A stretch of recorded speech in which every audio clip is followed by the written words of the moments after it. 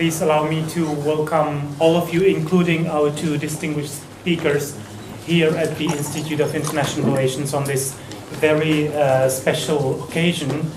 But before introducing the speakers and giving the floor to them for their opening remarks, let me just remind you that you are all cordially invited to the brief presentation of the Institute's new Center for European Security by the coordinator of the Center, Benjamin Tallis, that will follow after a short break after the end of the seminar, and you are also invited for a glass of wine, which I'm sure all of you will appreciate. In fact, also this very seminar is conceived as a formal launch of the Center for European Security, even though the Center has been in operation for quite some months already, since January 2015. And that is also why the topic of today's presentation or discussion embodies the raison d'être of the Center, that is analyzing the changing landscape of European security, both in academic terms and in terms of public policies.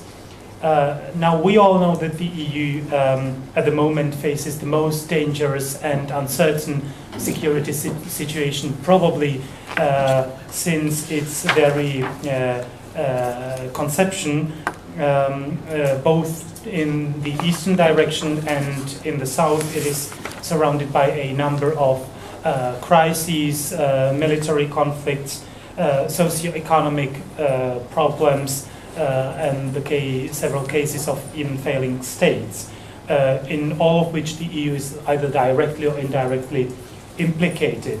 And of course, after the annexation of the Crimean Peninsula by Russia, the very legal foundations of the European security is called into question.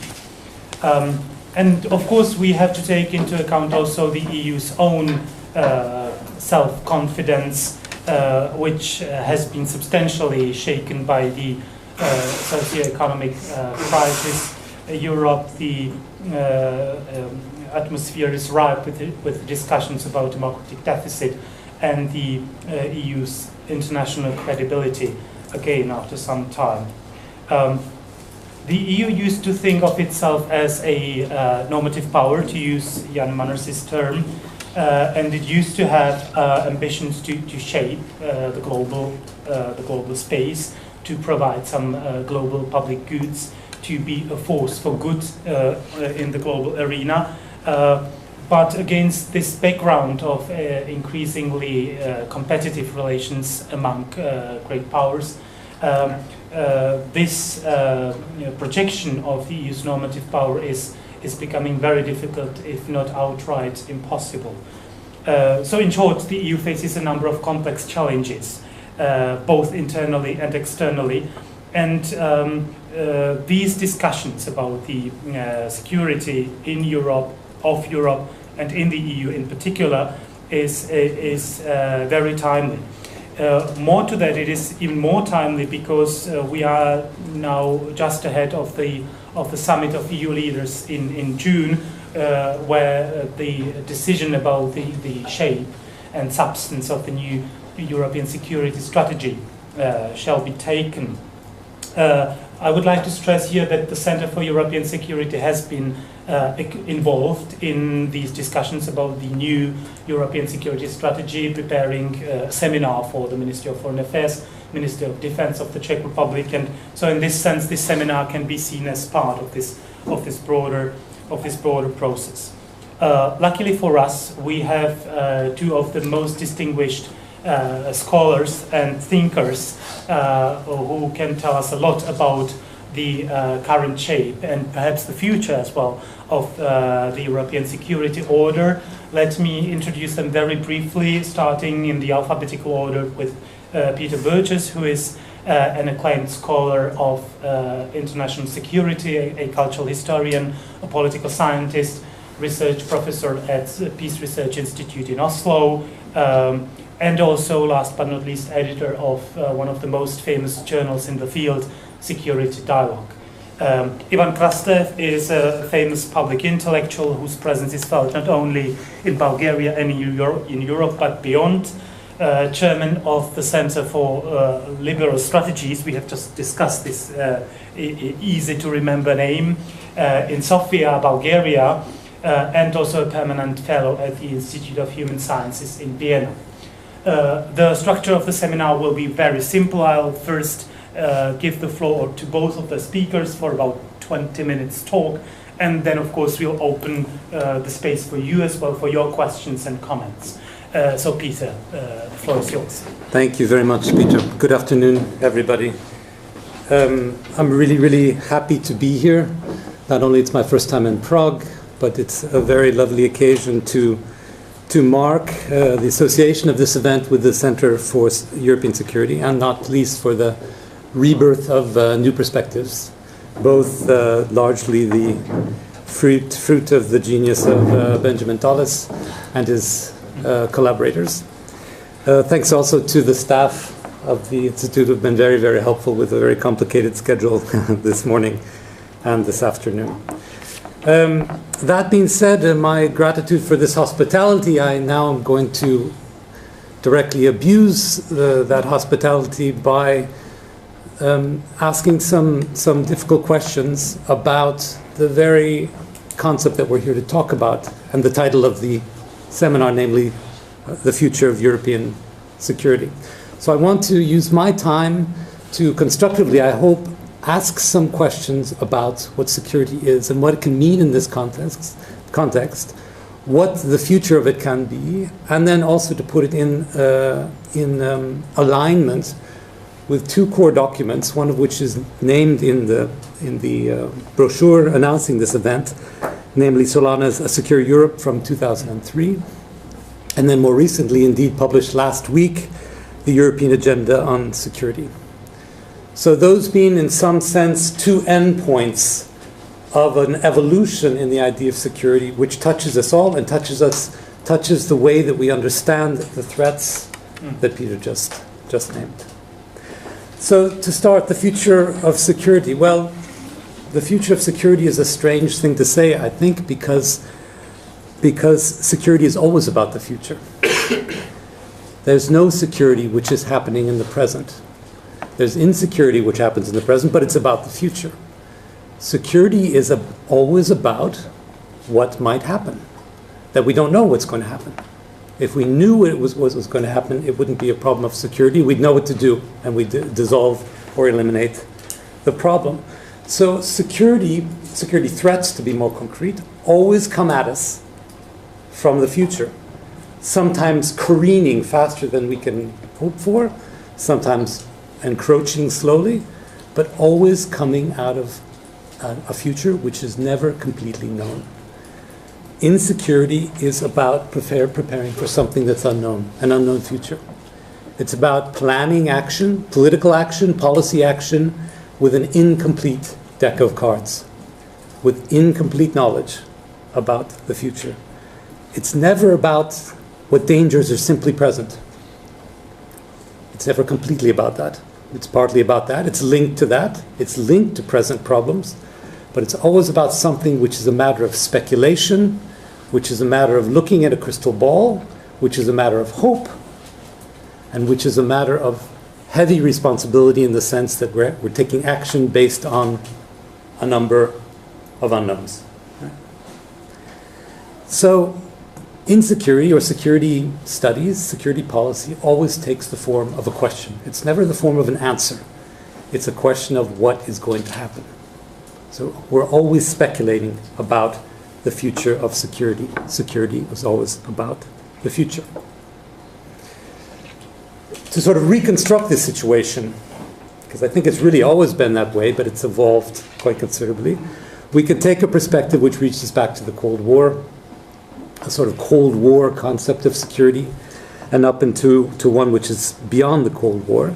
Speaking very simply, simplifying greatly here, we can say to a certain degree that the Cold War had a certain monopoly on the concept of security. Any time between 1950 and 1980, if you breathed the word security, the referent was relatively clear. It was about a bipolar opposition. It was about the nation state. It was about the Iron Curtain. It was about stakes of this kind. It wasn't possible to think of something else, or not much else, when the word security was used during this period. After the fall of the Berlin Wall, simplifying again, for apologies, I have my 20 minutes, you know. After the fall of the Berlin Wall, we have a kind of inflation in the concept of security, almost an explosion.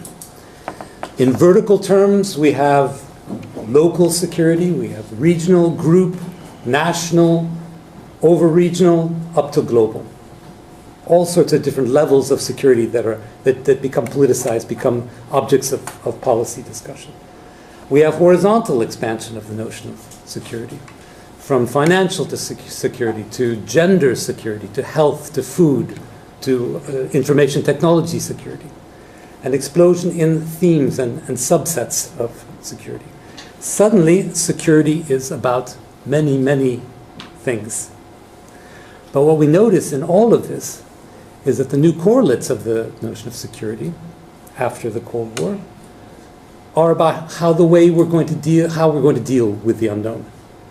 So security is far less about what the clear and present danger out there is going to do, and it's far more about how we are going to react to the unknown future. How society should organize itself, how we should prepare ourselves to be resilient. The term resilience has risen in this context. The term risk management, has come nearly to replace security in many circles. How do we live today with the risk that something might happen, but we don't know what? Instead of a clear and present danger during the Cold War, which we were much more equipped to clearly deal with. Now, if we turn to the present day, and we think about the one example that Peter mentioned, the immigration crisis that's ongoing, which is just stupendous, which is beyond imaginable proportions. We see that these people are not a threat. Migrants rowing across the Mediterranean in hole-filled boats and rafts, they're not a threat to Europe, but they're called a threat, aren't they? They're conceptualized as threats. But what is really going on there, in my view, is that it's throwing into question Europe.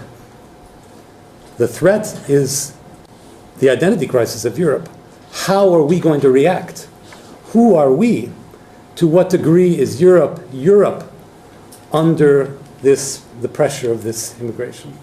So the threat, if we want to talk about a threat, is not from outside. It's from inside in a strange way. Are we ourselves, can we be that humanitarian force, that normative force that we understand ourselves to be or want to understand ourselves to be? Are we going to be the rights-based society? Are we going to be open, liberal, free, all these things? Is that really what we are? What's under threat is European identity. It's not the borderlines of Europe which are threatened by the immigrants. It's identity. The question of a belligerent Russia, I might leave to more knowledgeable experts. It's a different kind of logic, but related nonetheless. So security really is about making choices about who we are. And particularly, I'm thinking of the immigration case. Now, to underscore this change in logic, let's look at the two documents I just mentioned and see what's going on there. First of all, A Secure Europe from 2003, Javier Solana's framework document. If you reread the document, which is really instructive, it's quite interesting to look back. It seems like a short time, but if you read it, it's a whole different world. It's a different world altogether. Security is cast as a problem of globalization, globalized threats. There's a sense of danger which is ambient, which is ubiquitous. This is in the introductory pages of the document, you see. Threat to Europe is linked to things out there. The world out there is more complex. We don't understand it. We don't have a good overview. We can't control it. It's unforeseeable in the way I was describing before. But it's out there. It's out there. And so the key threats that are listed, there are 5. They're terrorism. We're on the right after 9/11, right, in 2003. Weapons of mass destruction, regional conflicts, state failure, and organized crime. Of these, how many have survived the 12 years that intervened? 2. Organized crime and terrorism, by and large. As to the sort of guiding themes that structure the document, they're all insights about Europe's borders, talking about what's out there threatening us and what's in here to be preserved. There's language of the first line of defense, straight out of the Vietnam strategy code book. There's talk about territory, what's beyond the European territory, how we can hold the European territory, what the territorial borders of Europe mark, what they should preserve, what they should keep away. The newly formed neighborhood programs are very evident here, because these were ways of managing the European region. They still are to a certain degree, but they were conceived as ways of managing the European neighborhood, because that's where problems will likely arise. There's talk of a new international order, a post-Cold War order, a new Central and Eastern Europe, all out there. There's an emphasis on international organizations and regional organizations. So those organizations which are going to help us to manage what's going on out there. And there's the first talk of a rapid response force. Remember that? From way back when. That's one for nostalgia. For challenges outside the borders. Okay. You're getting the picture I'm painting. A little bit caricaturized, forgive me. If we turn forward the clock then to 2015, to the document published just last week, in a communication from the European Commission called the European Agenda on Security, which very much is correlated with the Juncker platform document, A New Start for Europe it's called. So they're very good to read together. Here we hear nothing that's not linked to internal security versus external security, with the emphasis on internal security. So you see where I'm going with this already, from a logic of prophylactic security, keeping bad things out, to a logic of managing internal security in the present document. So the entire internal security, based on this notion of the basic principles of the liberal market, free movement of goods, services, and capital, which are threatened by certain things. So the internal movement of things, of the economic system is threatened by the new security situation. The conditions for trade in Europe are under pressure or under threat. Security is recast as a subset of the European market liberal project in this document. And the tools at our disposition are not foreign policy mechanisms. They are judicial control, rules, regulations, directives, management, policing, internal policing, but policing which is aimed at keeping stability, predictability, and done within an acceptable margin.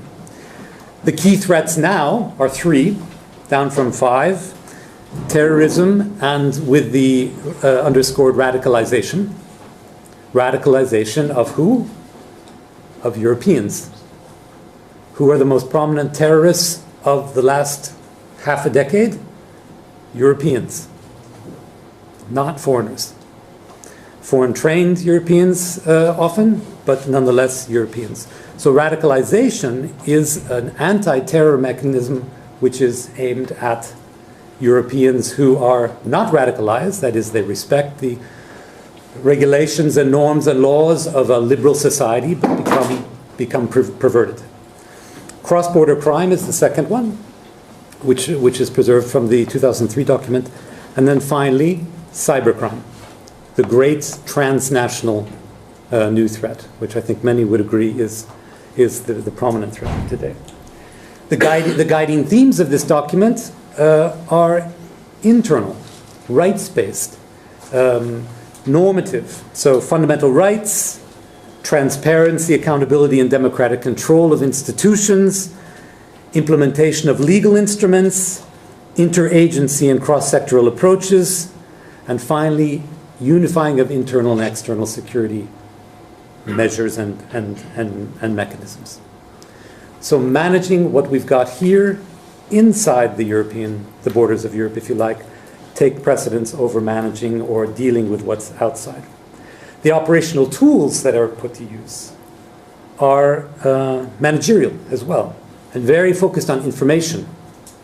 The new security tools of our time are informational. So we can talk about Schengen information system. We can talk about the Prüm framework, which is a police data sharing arrangement. We can talk about the PNR, the passenger name records, the European Criminal Records Information System, the Maritime Common Information Sharing Environment. All of these are information sharing mechanisms based on the conviction that maintaining security within Europe is about coordinating information about Europeans. There's also interagency collaboration for crisis management.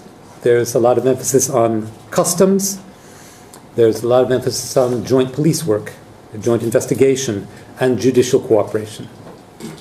So liberalizing, standardizing the European mechanisms internally. So the comparison of the two documents is really quite bleak, really quite strong and radical. And what it feels like we see, particularly relative to the migration discussion, I was sitting last night preparing this and thinking about Interstellar, this the Christopher Nolan film, and thought that we have a collapse of the European security architecture in a kind of black hole, where there's a kind of time shift, there's a space shift from the outside to the inside, and there's a time shift from the present to the past, because I think what Europeans fear is the greatest threat against Europe is the European past. Some kind of rebirth of the catastrophic past of, I'm talking about the 1,000 years past, but starting with the experience of the Second World War, that somehow this will come back. And this is what we see in the migration crisis. Are we treating migrants like Europeans, or are we treating them like excluded minorities, future excluded minorities? Is the migration crisis an indication that we haven't gotten over our dark European past? Is there a danger that we relive this past? That we start treating each other like we treated each other in the recent or distant past? That we relive that past? Or even worse, that we relive it even knowing that we're reliving it. So people are still alive who experienced the Second World War and then see the way that Europeans are discussing ad nauseum the migration crisis. So somehow there's something about this time shift. I said at the beginning that security is about the future. It's about the future becoming the past in this sense. Or I wonder, it's a question. And then I was reminded of this vignette from Walter Benjamin. You probably know it, from the thesis on the philosophy of history from 1920 about the Angelus Novum. The Klee. Here, let me just cite it for you if you don't mind. Benjamin writes, a Klee painting named Angelus Novus shows an angel looking as though he is about to move away from something he is fixedly contemplating. So he's moving backwards. His eyes are staring, his mouth is open, his wings are spread. This is how one pictures the angel of history. His face is turned towards the past, where we perceive a chain of events. He sees one single catastrophe which keeps piling wreckage upon wreckage and hurls it in front of his feet. The angel would like to stay, awaken the dead, and make whole what has been smashed. But a storm is blowing from paradise. It's got caught in his wings with such a violence that the angel can no longer close them. The storm irresistibly propels him into the future to which his back is turned, while the pile of debris before him grows skyward. This storm is what we call progress. So the angel of history is looking at the past, wishing he could go back. But the winds of progress, the storm of progress, are blowing him backwards into his angelic wings, backwards so he can't even look into the future to see where he's going. This is security in Europe. This is the security situation. Wanting to redeem ourselves, wanting to be some image of an original, pure, good, rights-based, liberal from our past, and worried that we're not going ever to be able to make it back to it. This is the kind of this idea that we have redemption, that we can redeem ourselves for the Second World War, for the Crusades, for the 1,000-year history of dark events, that we could keep them away. But somehow we have to live with them. And that's really the moral crisis of the security situation today. Thank you. Thank you, Peter.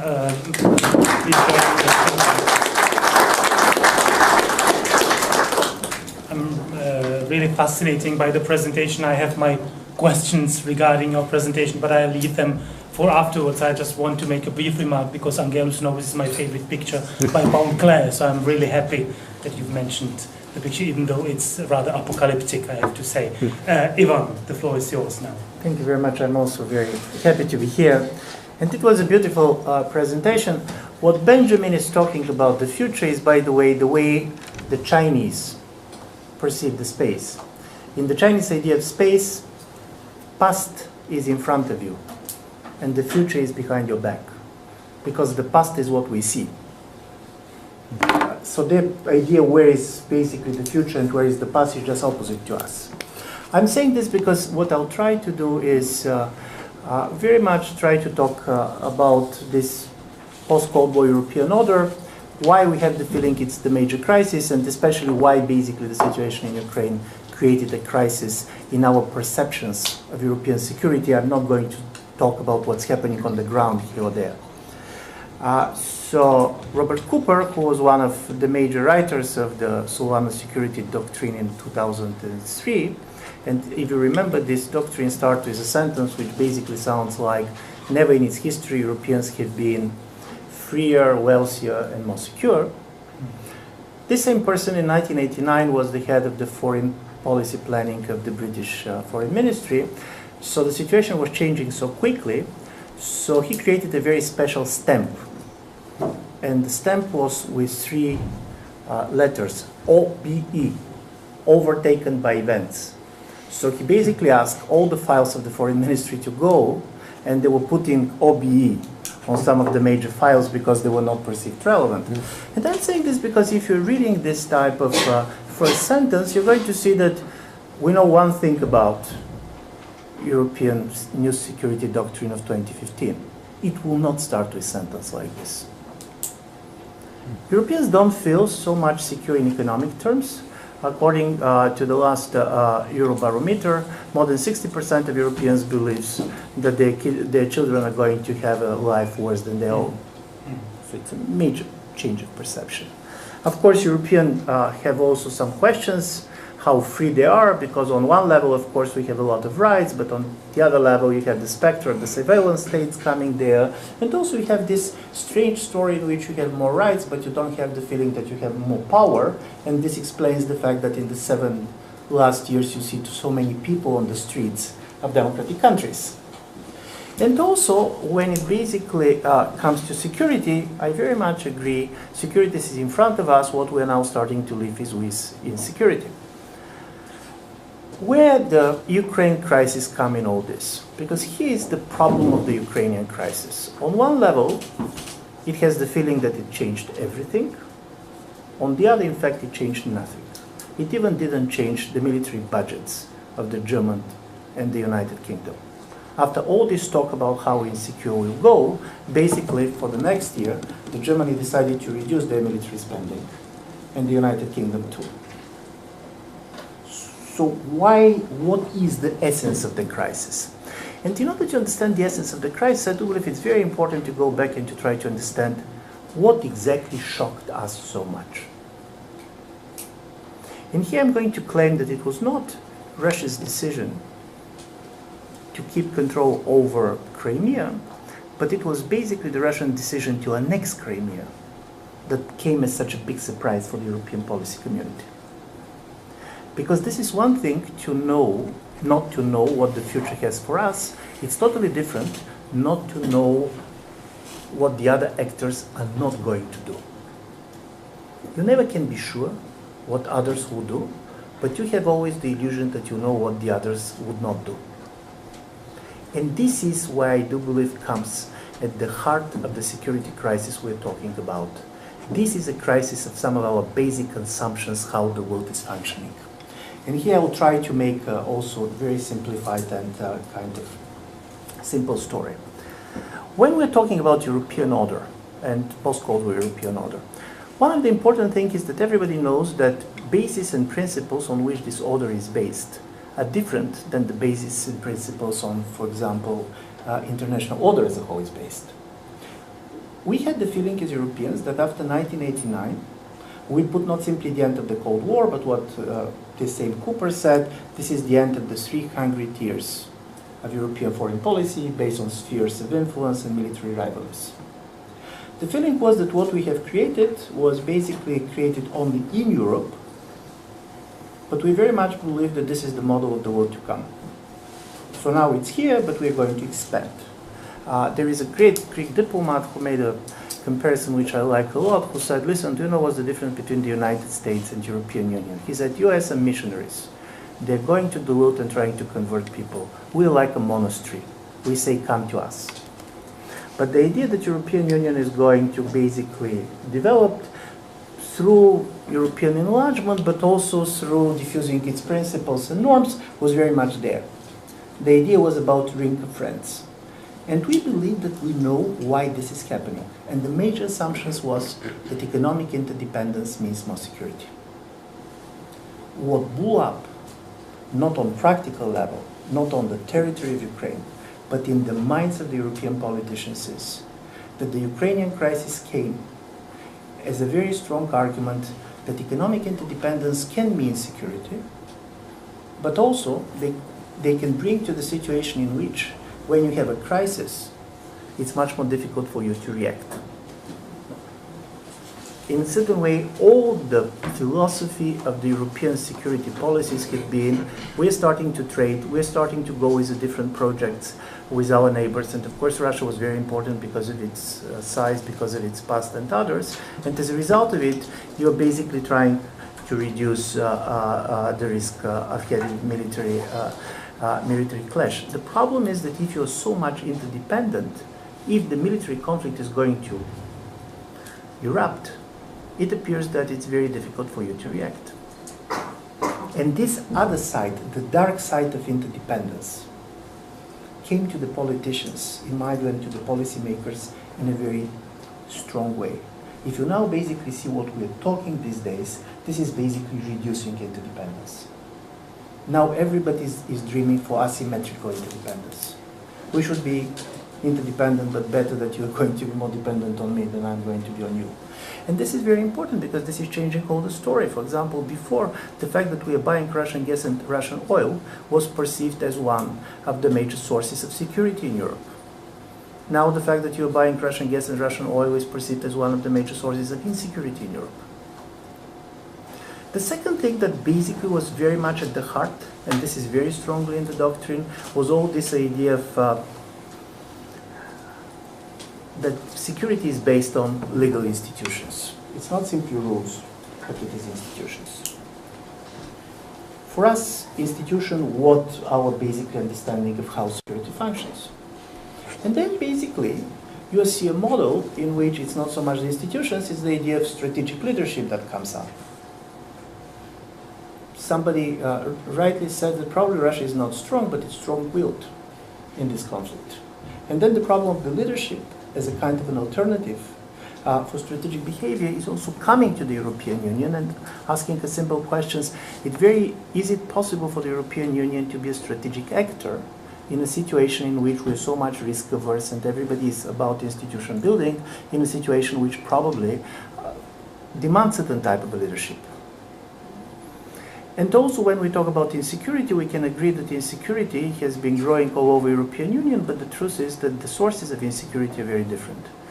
You don't know many Italians who are strongly troubled about what's happening in Ukraine, because basically their insecurity is much more connected, by the way, what is happening on the southern part of Europe. It's very much about Libya, immigration. Even in France, there are going to be much more people talking about radical Islam. On the other side, if you go to Poland and to the Baltic countries, you're not going to see a lot of talk about radical Islam. So how we're going to reconcile even the threat perceptions on the level of the European Union? We feel insecure, but in a certain way, we have a competing sources and vision where insecurity comes from. And I'm saying this because I do believe one of the interesting stories, and this is probably one of the reasons why it was so difficult for us to understand and to try to conceptualize this situation. And I very much agree that now we're starting to talk about insecurity as an internal problem, that we're starting to understand that the biggest problem for the European Union in security terms is the disintegration of the Union itself.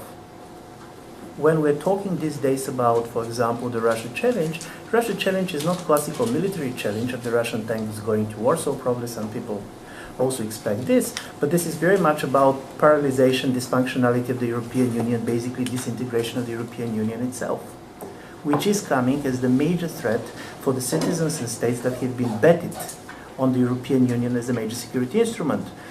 NATO, another problem, basically you have the feeling of the divergence, security perceptions and interests on the side of the United States and Europe in general, basically based on different strategic paradigms. And for me, this is the major problem which I see with the new kind of a situation, and also the problem of this new document that it should solve. First, you're looking inside. By the way, foreign policy, the relations between foreign policy and democratic politics is changing a lot. If you see as the Cold War situation, you're going to see that in a certain way security and foreign policy was taken out of electoral process in Western Europe. Chancellor Schmidt has this famous saying, our relations with the United States are too important to be left to the voters. What was at the heart of the political life and electoral politics was economic relations. What was outside was very much foreign and security politics in the terms of bipolar world. Now we see a slightly different type of dynamics.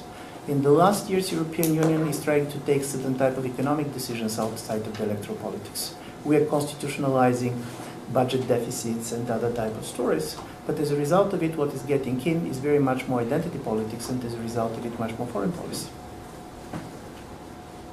This is a different political dynamic. In a certain way, it's not simply that the problems are different, but strangely enough, the people who are going to decide are different. And from this point of view, for me, the biggest problem is, and on the basis of this, I'll try to go to my conclusion, the biggest challenge to the European policymakers is not simply this or that action, not simply the money that should be invested here and there, even not the military dimension of the conflict, but we believe that we have European order which in one way is universal in its nature, and now we're discovering that it is exceptional. And we don't know what to do with this discovery. Either to protect it, and what does it mean? By the way, what does it mean in policy terms? Our relations with Russia, our relations with Turkey, our relations with the United States?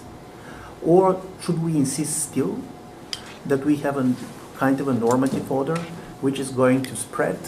So I'm going to end up with a metaphor which we have been using with a colleague of mine in a piece we just published. This is something that happened to the Japanese technology companies. In Japan, it is called Galapagos syndrome. The 3G communication technology in Japan, according to everybody, is famous to be the most technologically advanced. But they were so advanced that they cannot be exported. Nobody else used them outside of Japan. And I do believe that this is the problem with the European perception of security. probably our kind of a view of security order was the most promoted, the most advanced, the most interesting. The problem is that we discovered that it is not shared by the world. And from this point of view, this is quite important, because even if you see basically the sanction policies with respect to Russia, you're going to see that many of the world powers, and I'm talking democratic countries like Brazil and India, are not joining us, not because of anything, but because they don't share this view of a post-sovereign order that basically is so important at the center of the European understanding of order. So I'm going to stop in a certain way with this question, because for me, the biggest problem which I do believe this security doctrine should address, and I'm afraid that it's going to be very difficult, in fact, to address, is exactly this. If this is a particular and exceptional European order, how we're going to secure it? Secondly, do we really believe that it is going to expand under certain conditions, and what are these conditions? And from this point of view, basically, what kind of policies can go with this? So I'll stop there. Thank you.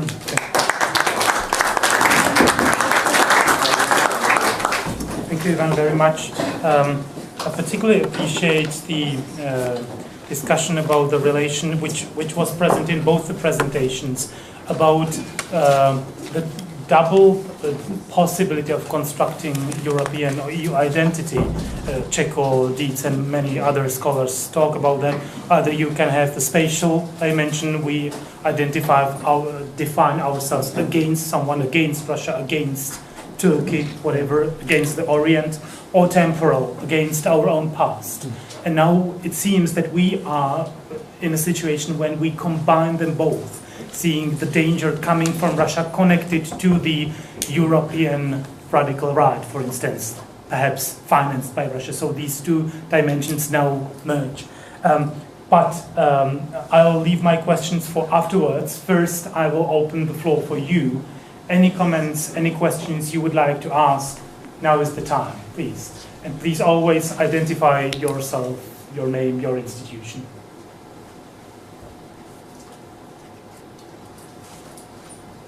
No security threats. Oh, I'm sure there will be some. Daniela. Hello, my name is Daniela Chalaniova. I'm currently from the Anglo-American University, just down the corner.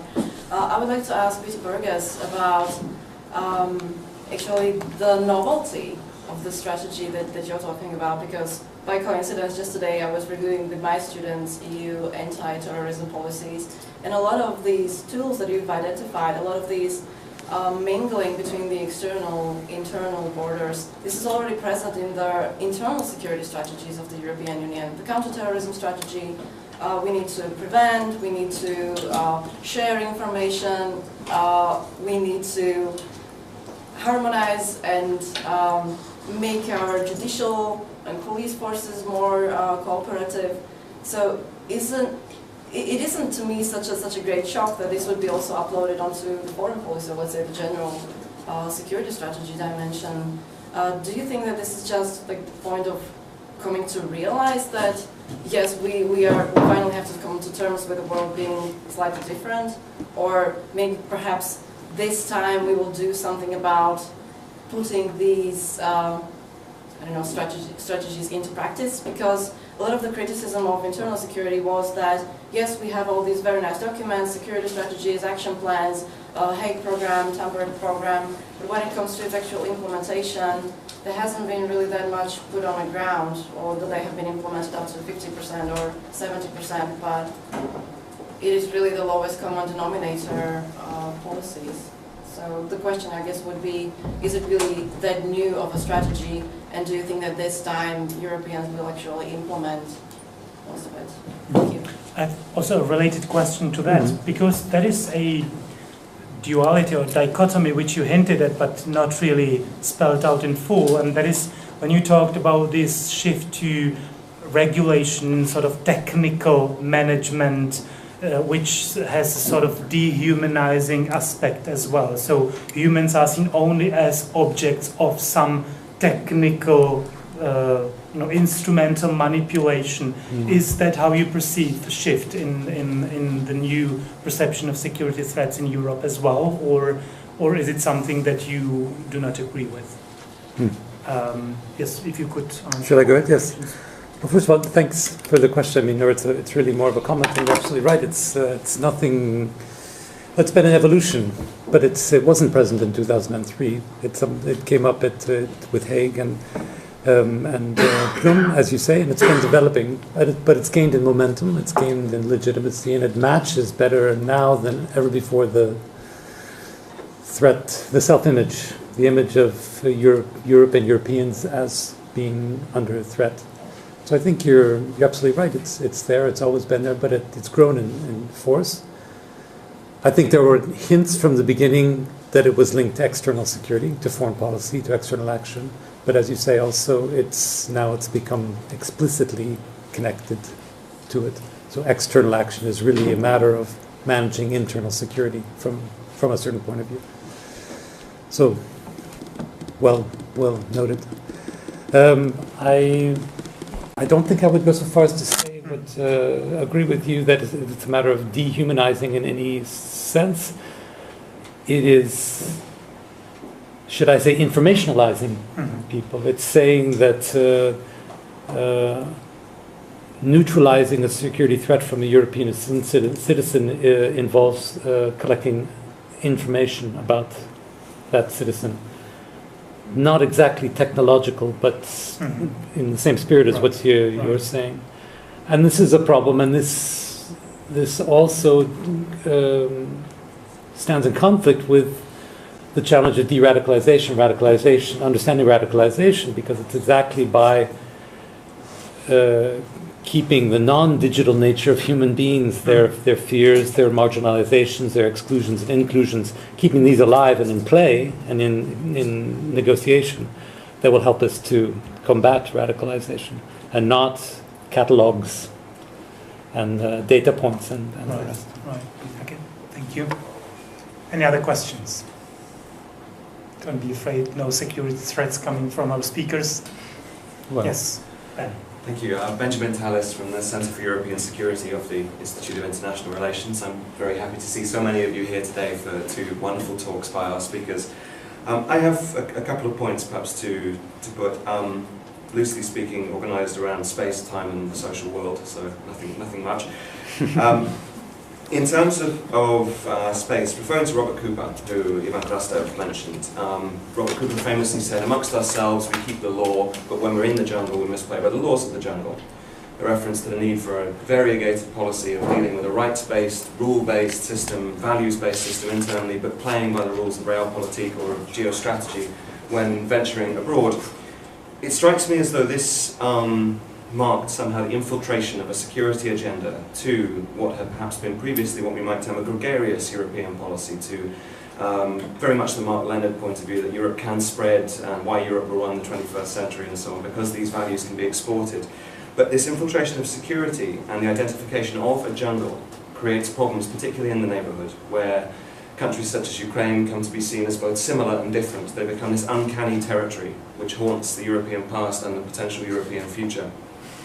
So I wonder how you would perhaps square Cooper's input on the secure Europe in a better world with perhaps the problems that some of us think he may have been contributing to creating through that. In terms of time, the role of the European past, both as a motivator and as an inhibitor for the European Union and European identity as we see it. Tony Judd famously said that the EU's future is mortgaged to Europe's past and to the continued memory of Europe's past. And indeed, this threat of collapse back into the dark times, into the 1,000 years of bad European history, is one of the prime motivators for the existence of the European Union and for maintaining a certain values-based politics rather than a retreat to strategic interest, etc. However, we've seen just in the last week in Czech Republic the European values think tank Evropské hodnoty publishing a piece claiming that the need to preserve Europe and the need to preserve the European Union and prevent this fall back into the past must lead it to reject a Europeanization of migration policy, must lead it to reject actually acting in accordance with European values when dealing with migrants on our shores.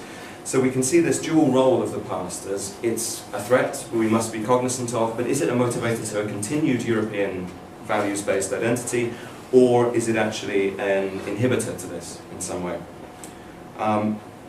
very finally, this notion of identity is indeed absolutely crucial to the question of security in Europe and indeed elsewhere.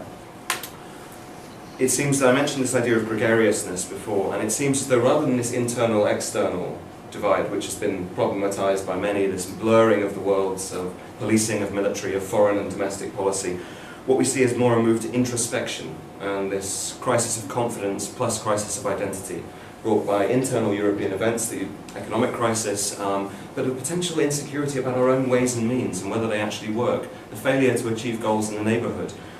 It seems as though we are struggling severely with a crisis of confidence, and I wonder what our speakers think it would take to actually remotivate a European security policy and indeed a European Union that can be confident in its own values. Thank you. Let's start with Cooper, because it's absolutely critical point. So it's the end of 1990s. Cooper is writing this book on the breaking of nations.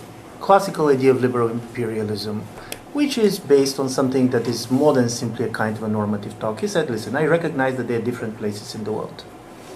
There are failed states and there are classical modern states. And this is us, Japan and some others postmodern. How we're functioning. He said we cannot have the same approach everywhere. So we start with the assumptions that double standards are going to be there. The way we're dealing, for example, between each other is not the same way we're going to deal with countries like India or Russia, and of course totally different than we're dealing with Somalia. At the same time, we're insisting on the idea of the international order. I do believe that what we perceived as a double standards, which were enforced on us by reality, perceived from outside, looked very much as the famous idea of the hypocrisy of the West.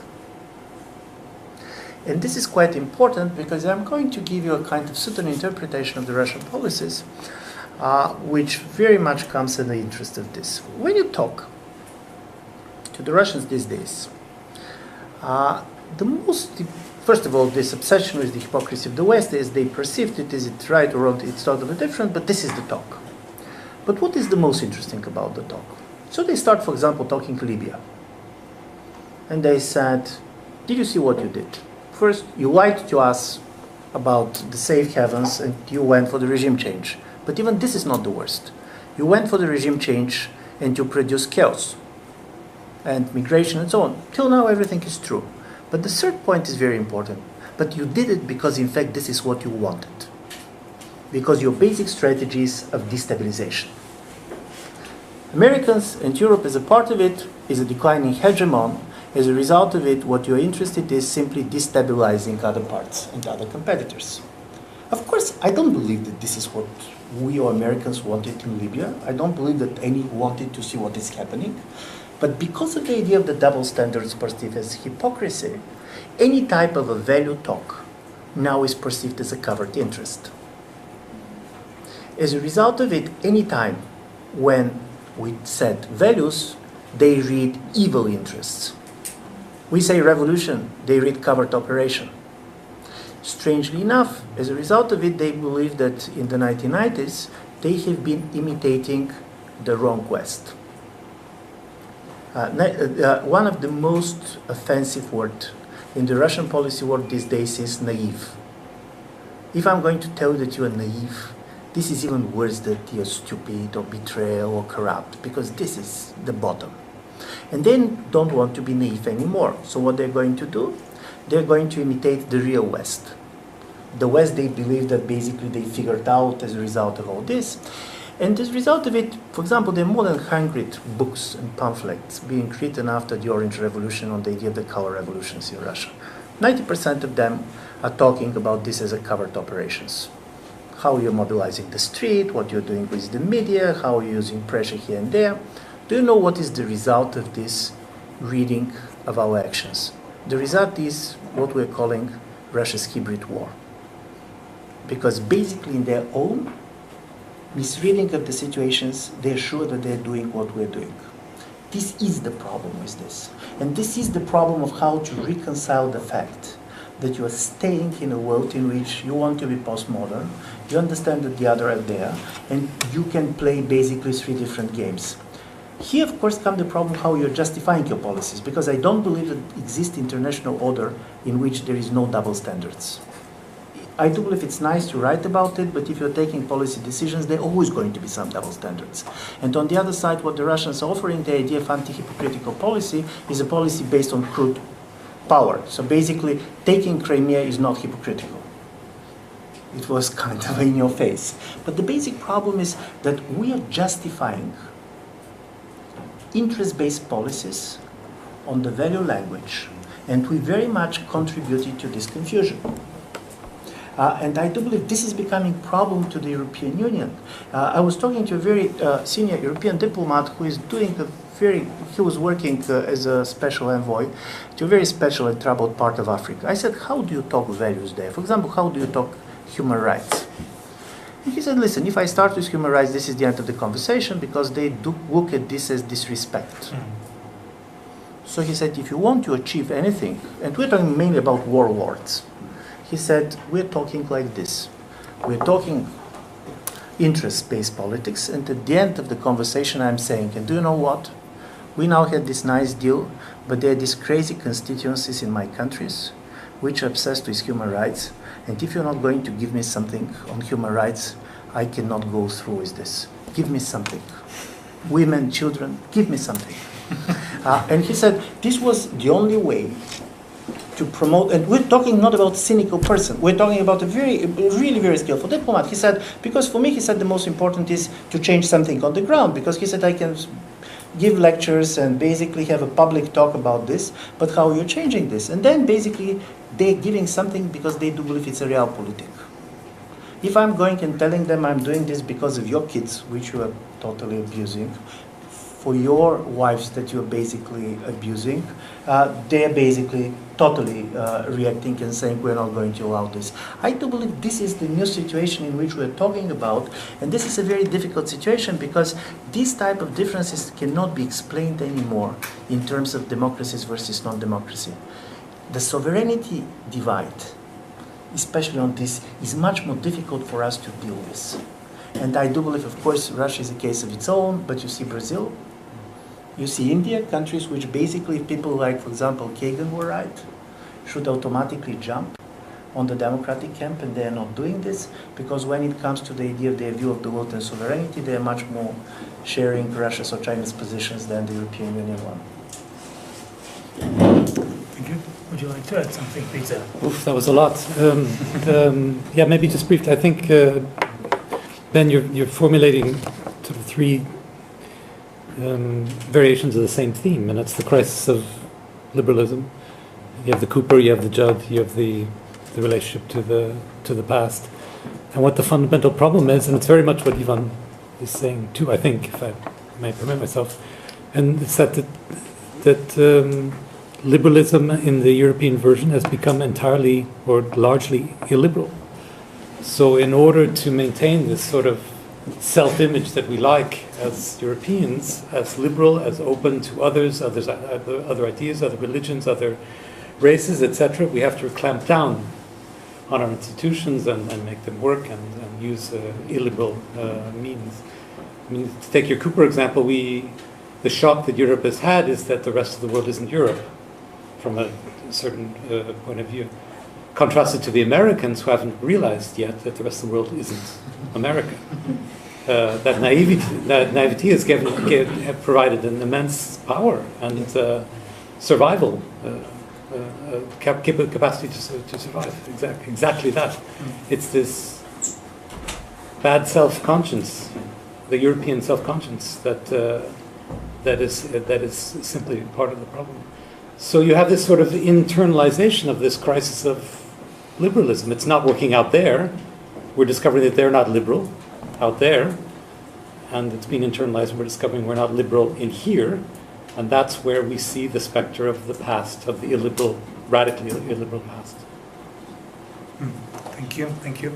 I have several more questions of my own, which I think is the right moment to ask. The first for Peter again, a question related to what you said, that the future and security, the present and insecurity, and as well at the same time you said that with the we have witnessed an explosion of security in many dimensions. So that in fact means that what we are witnessing at the same time is an explosion of insecurity at the same time, because they are always related, if I understand you correctly. So in fact, this is a vicious circle. The more we try to face the constructed security challenges in the future, the more insecure we feel. And this, my concrete question, then relates to the neighborhood. So if we cast our neighborhood in security terms and want to face the security challenges in the neighborhood, does it also lead to the increase of insecurity domestically? And what can be done about that? Is it a process that simply cannot be stopped? Or is there a way in which we can face migration or the Ukrainian crisis as challenges, but perhaps not leading to the increase of insecurity domestically? And a similar question, perhaps a bit more specific to Ivan, about the neighborhood. In the past, both us and Russia perceived the neighborhood as a hybrid zone in between, Balkanist theories, Todorova, this type of thinking. It is not really, as Ben said, not really us. They are on a transition to become European, and for Russians as well. They were not really, Ukraine was never really abroad in the strong sense of the word, but that kind of hybrid perception is disappearing clearly, and they have to choose. This is something, again, that is contained in our new foreign policy conception of the Czech Republic, the stress that these countries have the right to choose, but basically implying that they have to choose either or, black or white. So what is the solution to that? Is it a process that, again, cannot be stopped? This choosing or forcing them to choose, and will it not lead, in the case of Ukraine, for instance, to the breakdown of the societal consensus there? And the final point on migration for both of you again, because of course this is the major topic, and the study Ben referred to by European Values think tank. In fact, the argument there, as I understand it, is if we Europeanize the migration asylum and migration policies, then we will estrange the European publics to the European project even more, and the result will be the collapse of the European Union. So in a sense, what they are saying is that we have to become illiberal externally to preserve the project domestically. I very clearly see the problem with that, of course, because there's this kind of schizophrenic position there. But that is the argument. So what would you say to that argument? Because there is some truth to it, that you face the danger of, Pegida in Germany and similar movements, UKIP in the United Kingdom, which play the note of xenophobia and anti-migration measures. Peter, would you like to start? Again, too many questions. No, just two good questions is the problem. On the inflation of the security, the concept of security, I don't share your view that it's a matter of a vicious circle. What I'm seeing there is simply an internalization of the security problem. So we become more and more nuanced and sensitive to the ways in which we're insecure, and it becomes more and more about us and less about them or the other. And the other, or to put it philosophically, the other becomes us. We can become estranged to ourselves by being insecure about our past, about our feelings towards migrants or others. But I don't think that exacerbates the situation. It just makes it a different one.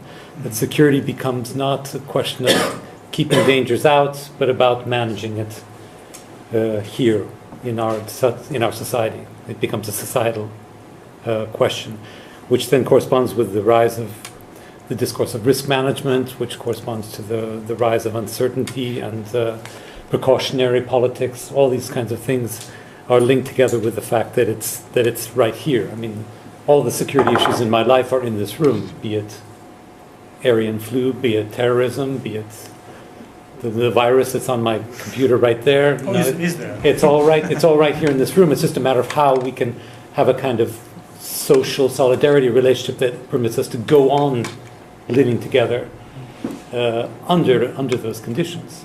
I mean, Ivan may have the flu, and I'm sitting here shaking his hand, and the one you know, the next guy might be a terrorist. It's all right here. The threats are right here. So how can we maintain that, the social cohesion in the face of that? The question of the neighborhood policy then, or the neighborhood writ large, the challenge here is not, the challenge here lies in the paradox of neighbors, that they're both us and they're not. They're welcome over any time except when they're not welcome over. And this is the paradox which informs the neighborhood program and policy. That is that we invite them to join, but they're excluded, or they're under a certain set of rules and guidelines and regulations. So a true integration of the neighbor would somehow erase or moderate the security threat. But keeping them out, keeping them as another outside, while calling them friends, is somehow keeping that distrust alive.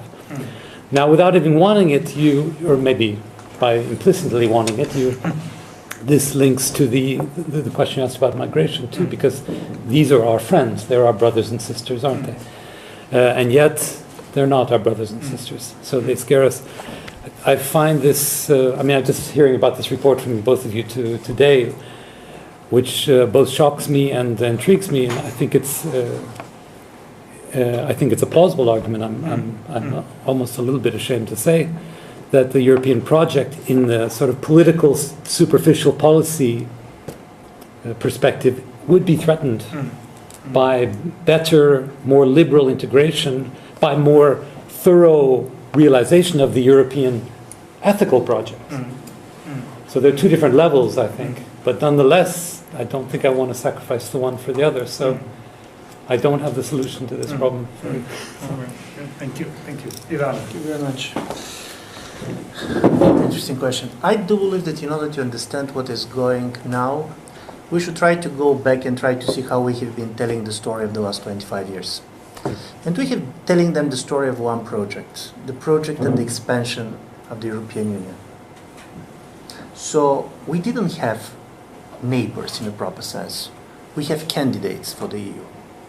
You go to these countries and basically you're telling what they're missing. They don't have rule of law, they don't have this and that. And this was part of the strengths of the EU because it was kind of the normative, the global idea. You believe that one day, you don't know the day, but you believe that one day and one way or the other, especially our neighbors, are going to be part of us. Now, we discovered in the last 10 years, and Bulgaria contributed to this too in the Balkans, one important thing about the European soft power. It is a power to attract, but not always the power to transform. Everybody wants to join, but basically joining does not mean that in a certain way, basically the transformation is over. And people start talk about implementation, this and that, but obviously membership in the European Union or being part of the project does not make you basically part of this European identity on the level of population, on the level of institutions. So I do believe that in order to understand what we should do, we should try to change the perspective and go back and try to discover something that in a certain way was obvious for everybody who was not living here. There were 4 different projects that were going on in Europe for the last 25 years. One, for sure, was the transformation and the expansion of the European Union, and I do believe this was the most important project. On the other side, there was basically a state project in Russia and an attempt to create a post-imperial Russian state, which unfortunately didn't happen. Certainly there was a major problem in Turkey. Basically, you have the building of a post-Kemalist Turkey, which was totally a new project too. This is a different political identity. All of them are very new. All of them are 25 years old. Post-Maastricht EU, post-imperial Russia, post-Kemalist Turkey, plus you have more than dozens new states that have been created in the last 25 years. You don't have such an intensity of a state building in any part of the world, with the exception of the Africa in the 1960s. You have the countries that came out of Soviet Union, the countries that came out of Yugoslavia. I don't believe that the Czech and Slovak are the great example. And these state building projects has a lot of different logics, but also different normative constraints. If you're looking at the Baltics and the Balkans, you're going to be surprised that they're part of the same type of a space and the major players have been the same. In the Balkans, major idea to include the minorities to the extent that basically anybody who has not asked to be a minority was not recognized for one. Very complicated constitutions, very complicated electoral processes, different level of government. Go to Bosnia, go to Kosovo. In the case of the Baltics, quite classical state building, very much based also on the exclusion of certain part of the population, the non-citizens and so on. So these state building projects go on, but in some countries, these state building resources were not very much there. In some of the Central Asian countries, when they basically ended out of the Soviet Union, they only have borders and names. And they should develop something. What they have been developing, we're not simply talking about ambiguity. Basically, most of these states, Ukraine and others, they have the mentality of the Cold War Tito. Basically, they have been using the Russia and the European Union as sources for their identity building projects. So, in a certain way, they were neither at this moment pro-European or pro-Russian, but basically they were trying to use everything in order basically to build a state, playing with this or the other, and this is how they have been functioning. This was possible till the moment in which Russia was perceiving itself probably in a big future as part of the European space. This has started to change in the last 10 years for many and different reasons. Russian domestic political identity started to change. And then at the moment when the Eurasian Union came and the European Union, from this point of view, I'm not buying the argument that it was the Eastern Partnership that basically polarized the post-Soviet space. Listen, at the moment when you have two integration projects, polarization is there. You can be critical of how this or that was realized, but the logic was there, because basically the Russia saw itself as the center of a totally different integration project. Basically, this is where they were going. And then the countries were forced to choose. Here comes our problem, and here comes Russia's problem. Russia basically believes that they have nothing to choose because they know that they're part of their sphere of influence. And this is really difficult for them to understand why somebody should discuss Ukraine in general. We also have a problem.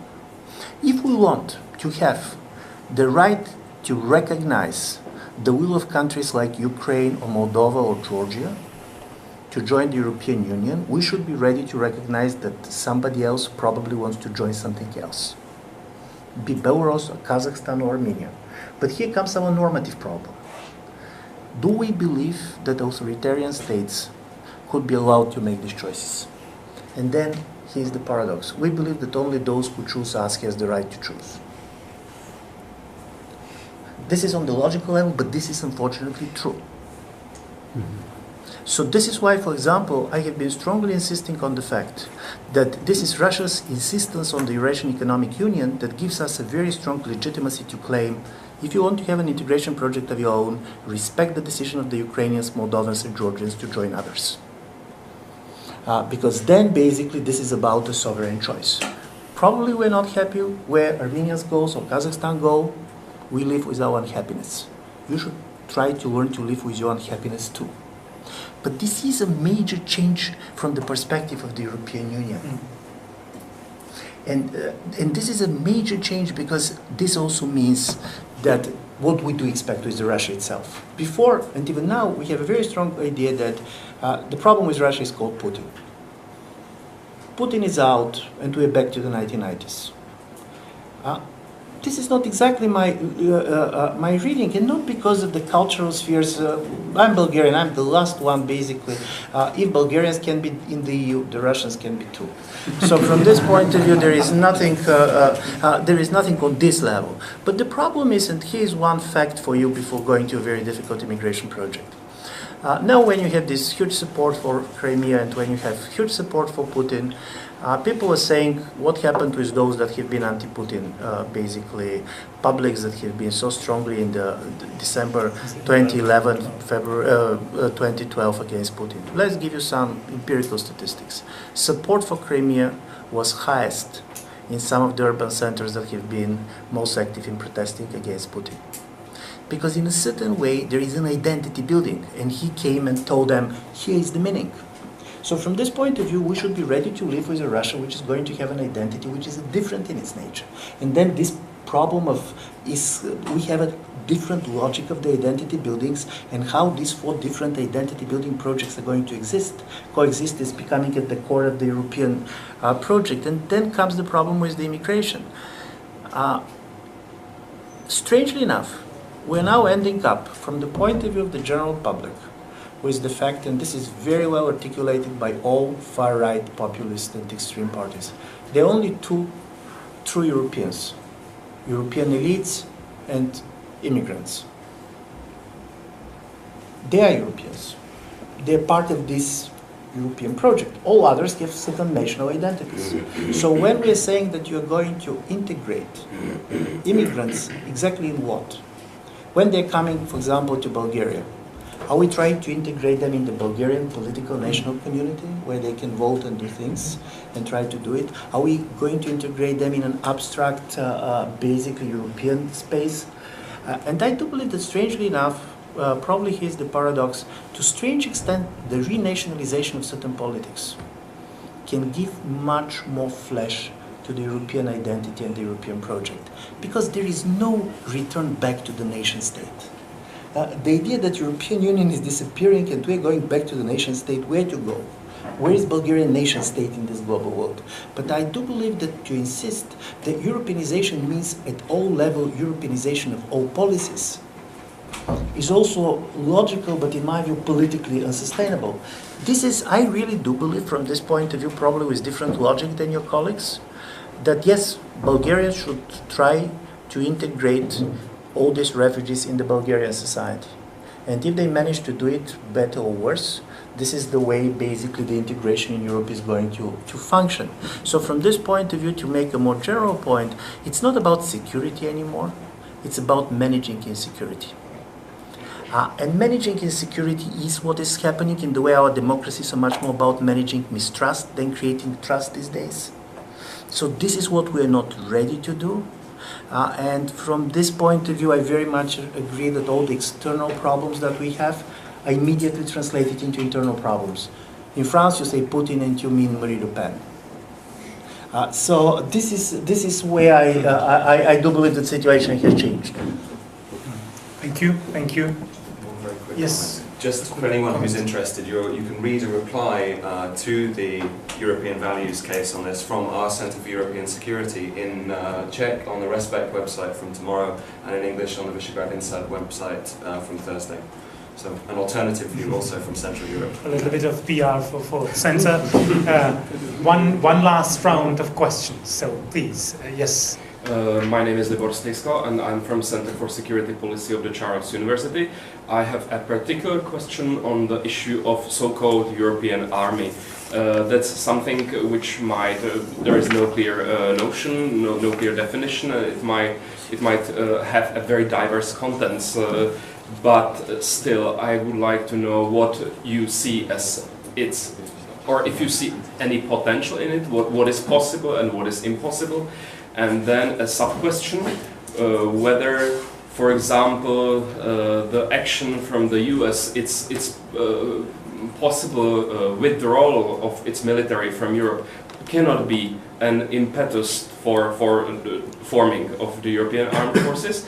And second one, we know that identity of an entity is formed in when you face something different. So cannot be having the European army, which is oriented outward, which can be demonstrated or deployed in the outer world, cannot it happen to support or to boost the European identity instead of muddling through our internal problems and difficulties? That's the question. Thank you. Thank you.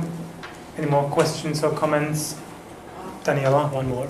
Yes, I just have a quick comment that I wanted to say that you're absolutely right that the underlying theme, I also think, is the European identity, that without another, basically the European project is hollow, that the values, the norms that Ian Manus was talking about in his case study on human rights, we tend to stress human rights when it comes to some, but not when it comes to others. For example, relations with big players such as the US or the Chinese.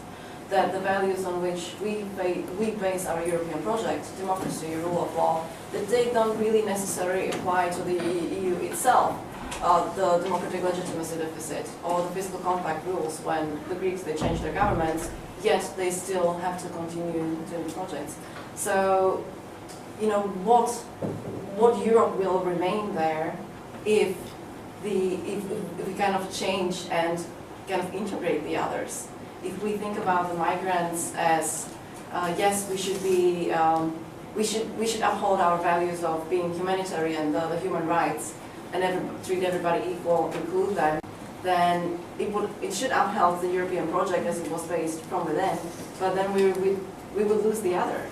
Mm-hmm. I don't have a ready answer, and I too think that treating migrants or minorities as second-class citizens, it's ultimately wrong, and it's not what I would want for. But I see this huge dilemma in here that once we lose the others, then we will be ultimately losing ourselves. Because you're right to say that we have European elites, but the population, I don't think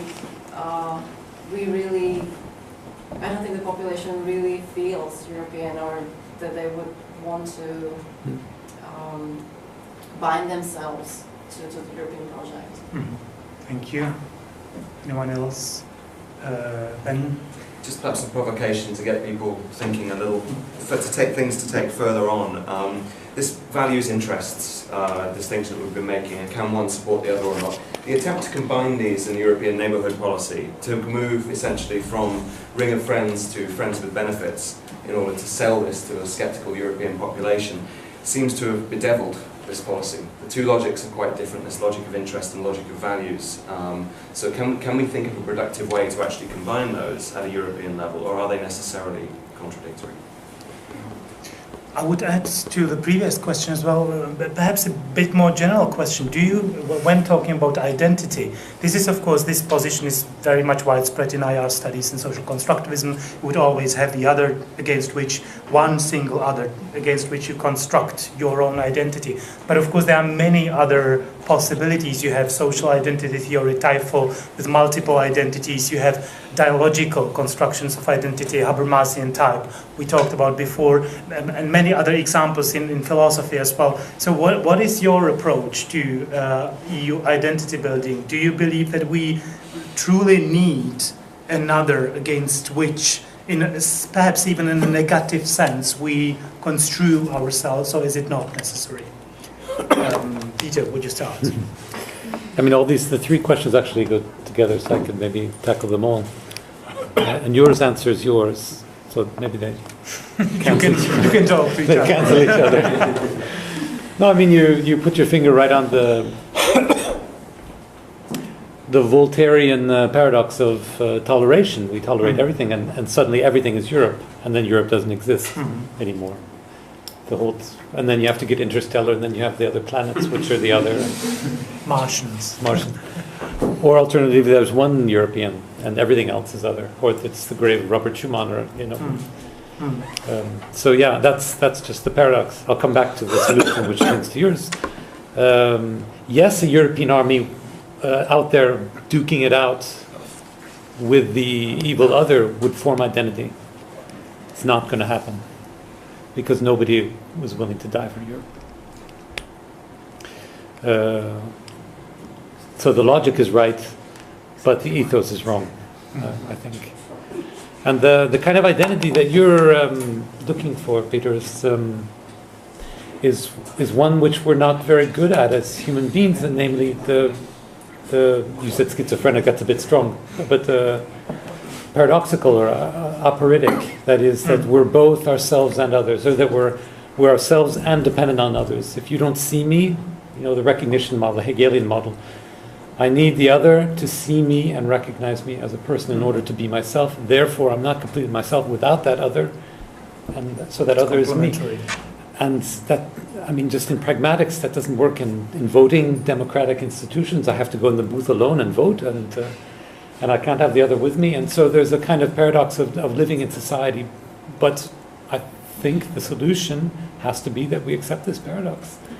That we're not entirely ourselves, even though the basics of civil life depend on having an identity card and a democratic vote and all that. Individual. Yeah. Living with the paradox. Let's also go, because I do believe it's the same question. We can have a European army. It's going to be professionals. There was here an opinion that nobody is going to die defending Europe. Here's the result of the Gallup December 2014 polls. Are you ready to defend your own country? 29% of the French said yes. 27% of the Brits, and we're talking about France and Britain, not for the European Union. 18% of the Germans, and 68% of the Italians said that they will not go to defend their country. So from this point of view, this is also the paradox of Europeanization. We manage basically to believe that we are Europeans to the extent that we are not going to fight the war and to defend ourselves. From this point of view, Robert Gates was very good on this. He said what was the major success because he made of this demilitarization of the culture of Europe could become a security problem for Europe, because it's part of the identity of the Europeans. We are not fighting anymore, even for our state. So you can have a common army. It's going to be an army not of citizens. It's going to be European drones, mercenary. They could be Pakistanis that we can rent. So from this point of view, this is not going to create identity. Because the identity are creating citizen soldier. And I cannot see citizen soldier being this type of a do. But then comes the problem of the other. There were two big kind of experiments to create this in a political term. Do you remember 2003, Derrida and Habermas, Iraqi war, people on the streets, America is the big other, we're going to create identity. It didn't work. There were people who now with the crisis with Russia believe the same. It's not working for different reasons. And this is the problem is, America in a certain way, yes, but too close. In the case of the Russia, Soviet Union was another on the basis of which you can make an identity, because Soviet Union was a universal project. Russia is an enemy. You can basically deal with it militarily, politically, and so on. But strangely enough, they can subvert, but nobody is afraid that they're giving a model that is going to transform and give different Europe. Because when the Russians start to talk conservative traditional values, it's becoming slightly a joke if you know that this is the country with the highest percent of abortions in the world per person. The same basically go with divorces. And when they start attacking capitalism, you probably remember that they have a higher inequality than the United States. So from this point of view, in order to have an other that is helping you to have a political and social identity, this other should have a consistency of its own. And this is why I do believe that this is part of the story. We are looking for somebody that could play the role the Soviet Union played. Unfortunately, Russia cannot do it, which does not mean that there is no problem concerning what Russia is doing on our borders, but it's a different type of a problem which is going to be dealt totally differently. And I do believe this is part of the problem with this identity. Probably this identity is not going to be the same as the national identities that we used to have. It's going to be renegotiated, it's going to be fluxed. Just to give you an idea what basically is the positive view of all this. I was reading a lot of public opinion polls recently. So here is the story that, if you know. Many people believe, for the polls, what is happening in Ukraine is a direct threat to their security. Full stop. Basically, they do believe that the situation can turn back and what was happened to them in the last 25 years could be reversed. So many people believe that because of this, polls support arming of the Ukrainians and opening the borders for visa regime for the Ukrainians. It's not true. Exactly because it's a major security threat. They don't support arming the Ukrainians, and they're afraid of a refugee flow, so basically even more of them are against opening the borders. On the other side, Bulgarians are buying a big stuff of what the Russians are talking about the crisis in Ukraine. Bulgarians are like your president, they do believe that America is to be blamed for this and that. Does it mean that Bulgaria is going to veto sanction policy of the EU? No. Because also Bulgarians know that at the end of the day, disintegration of the European Union is the major threat to our security, and also that Russia is not model for anybody, even for itself. So from this point of view, I do believe that, strangely enough, the strength of the European Union is going through this type of exhaustion of a strong political alternatives that are generated in this political space. How strong it is going to be, Is it enough? But this type of a weak identity, in my view, is the only identity that we can have. And from time to time, the strong identity, like, by the way, was the Soviet identity built in a war in which they had been dying, 20 million for defending the country, it appeared it's not enough to defend the Soviet Union when basically Soviet Union was under pressure. So probably also we should try to love weak identities and to try how to make a strategic sense out of them. Right, so thank you very much for the positive ending. That's very important given the very bleak picture of the future. I would like to thank both our speakers. Please join me in thanking them.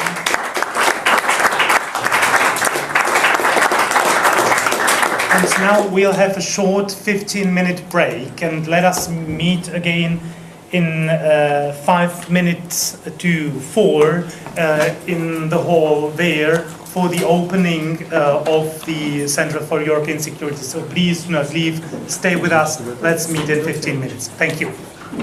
So you're going to be baptized.